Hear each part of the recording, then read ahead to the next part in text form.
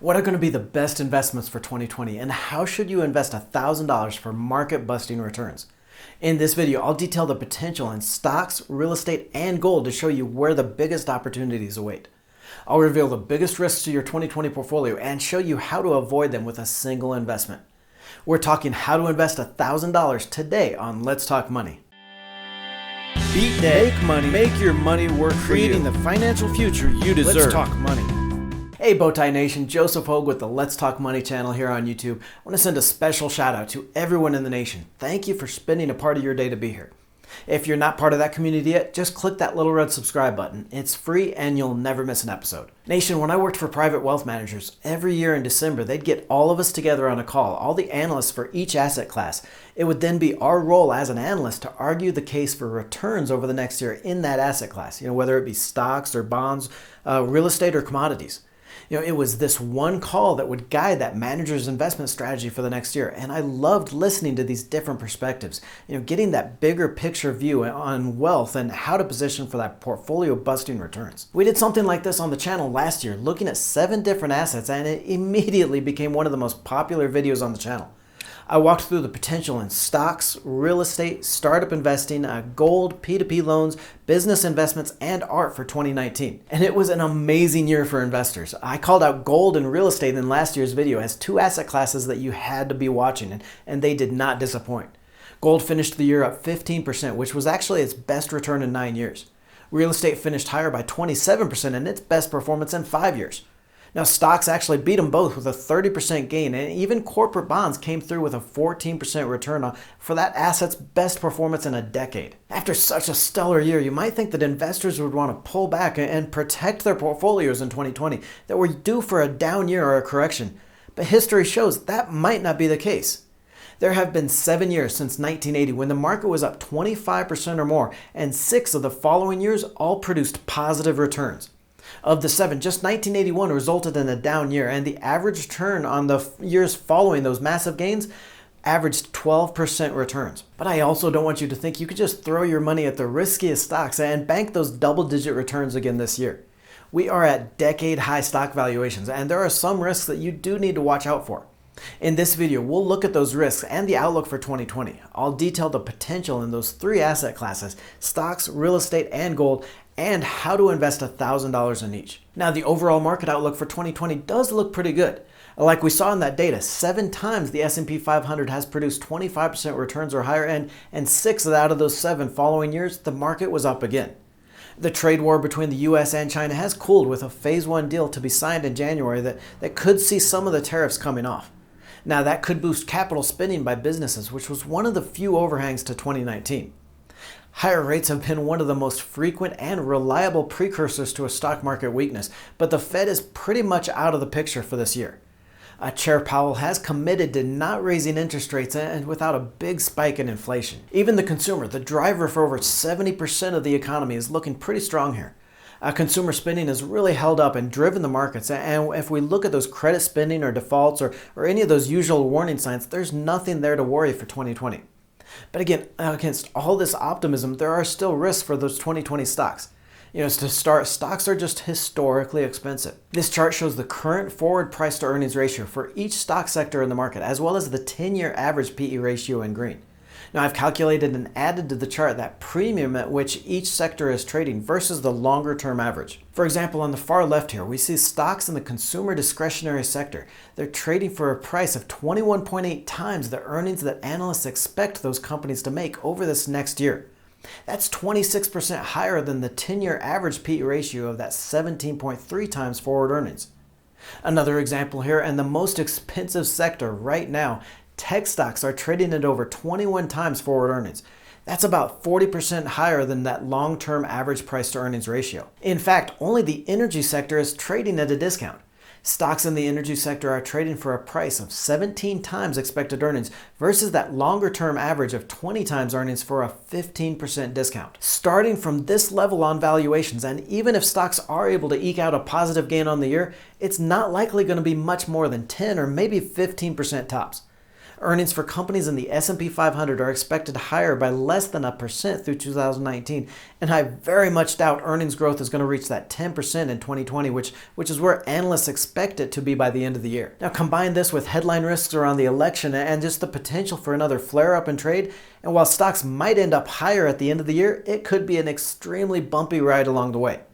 So let's explore the outlook on those three asset classes: stocks, real estate, and gold, and how to combine them for the highest possible return this year. First up is stocks, and we've already seen data on that overall stock market trend, but that doesn't mean that every sector is going to do well. We covered all 11 stock sectors in our sector investing series, including how to compare stocks in each, and then 5 of my favorite stock picks. And I've got to say, I think energy and financial sectors have to be the potential to outperform this year. Now, oil and gas stocks are by far the cheapest in the market and are providing some huge dividends, like this 10% yield on shares of pipeline companies in the Alerian MLP ETF, that's ticker AMLP, or even the 3.7% dividend on the Energy Sectors Fund, ticker XLE. These companies have been cutting costs for years, improving profitability to survive those lower energy prices, and could see cash flow jump if crude prices keep their recent trend.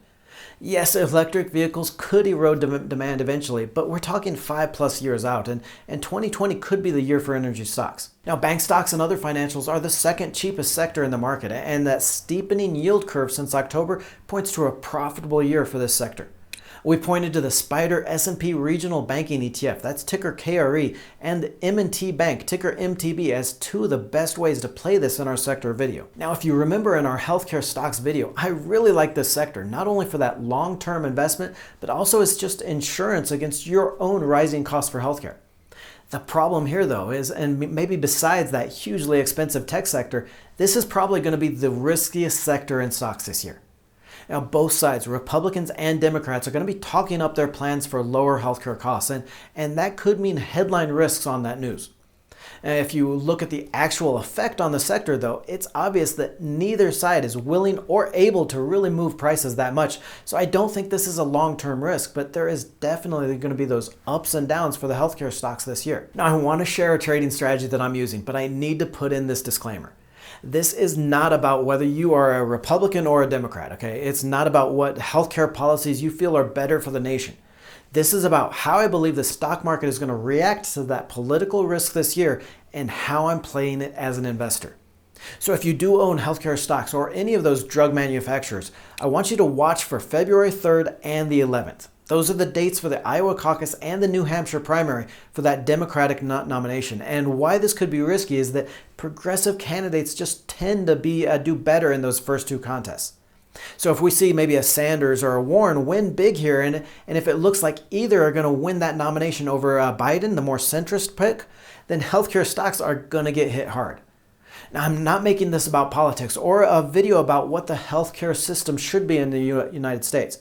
I'm just saying that the more progressive candidates are likely to push for those bigger changes to healthcare that could spook the markets. In fact, in my own portfolio, towards the end of December, I bought put options on the S&P 500 index for a February 21st expiration.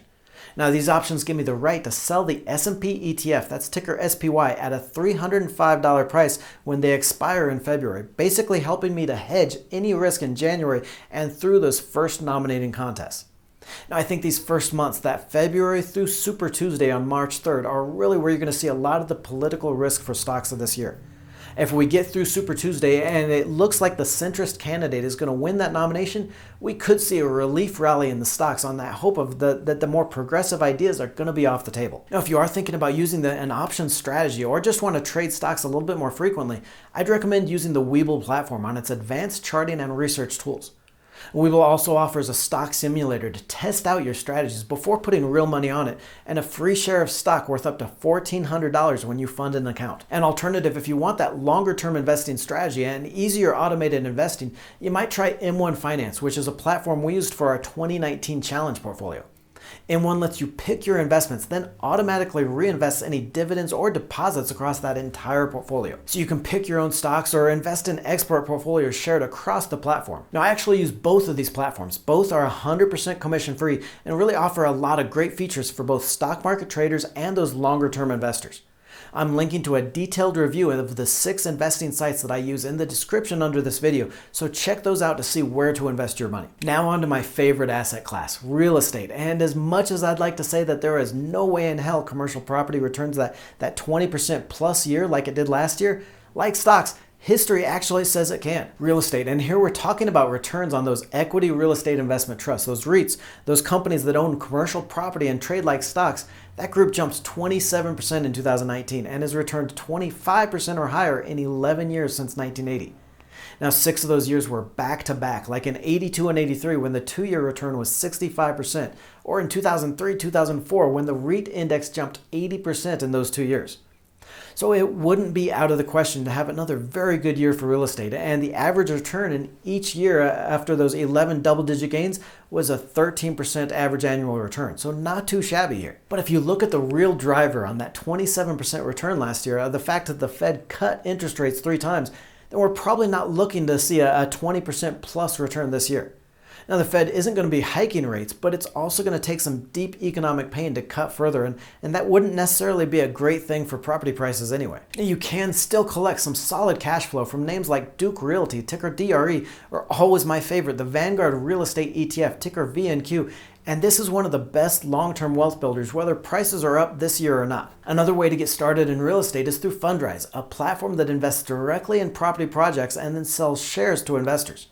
I just started investing in October and I'm already seeing 7% annualized returns on dividends, and total return on the platform has been between 9% to 12% since 2014. Now, what I like about Fundrise, besides getting that stress-free management by property professionals, is the site is completely transparent on those investments in your portfolio. With $1,000, I invested in a portfolio of 35 projects across the United States and in different property types. Fundrise updates you every time they add another property or when an investment closes out. You can see projected returns as well as risk ratings on each property in the portfolio. The platform has a special risk-free offer for new investors. Invest $500 and try it for 90 days. If you're not completely satisfied, Fundrise is going to return your entire investment. This is a great way to get started in real estate, so I'll also leave a link in the description below to learn more about the platform. I picked gold as our third asset instead of bonds for a couple of reasons. First is I just don't think bond returns have much upside this year, even if we see some weakness in the stock market. Now, the Fed probably isn't cutting rates, and it's more likely that longer-term rates are going to continue moving just marginally higher through the year, which is always going to be bad news for bonds. So remember, bond prices move opposite of rates. So if the interest rates increase, bond prices drop and the returns will fall. Since 2000, when we really started to see that new low-rate era, bonds as an asset class have returned 10% or more in 6 years, but the average return has fallen to just 3% in that following year. Now, gold has seen some huge buy-in by the world's central banks as they shift away from holding U.S. treasuries in dollars. Year-to-date purchases for gold through September have totaled more than 450 tons, with 14 countries increasing their gold reserve in 2019. That trend should continue as countries like Russia and China try to shift their engagement away from holding U.S. dollars for more geopolitical autonomy. The 15% return on gold last year is also bringing in investors back, and this could be another good year for the yellow metal. I also think gold is going to be a stronger hedge against stock market risk this year. Even with some market weakness, interest rates probably aren't going to fall by as much, so bonds aren't going to provide that typical safety play. Gold, on the other hand, could rise on that haven buying and just pick up with any inflation we see. Now, all the gold bugs out there are going to be disappointed because I don't generally recommend investing directly in gold or even the gold-backed funds like the Spider Gold Shares, ticker GLD. These investments pay nothing until you sell them, so it's basically all just a timing play. Instead, I like the gold miners better. Through individual miners or even this Van Eck Vectors Gold Miners ETF, that ticker GDX, you get the opportunity to collect dividends while you wait for those gold prices to rise. Now, the miner fund doesn't pay much of a yield, but it did beat the Gold Shares ETF by 20% last year, and I would expect a lot more of the companies in this fund to start increasing their dividends in 2020. As a safety play, I would look to gold around those big Democratic nominating contests as well as into the summer month, which just tend to be weaker for stocks. I think you can take a position in stocks now and make sure to diversify your portfolio with some money in real estate as well. See the pros and cons of every investing site I use by clicking on the video to the right. I'll show you why I use 7 different websites and how to get thousands in bonus cash and free shares. Don't forget to join the Let's Talk Money community by tapping that subscribe button and clicking the bell notification.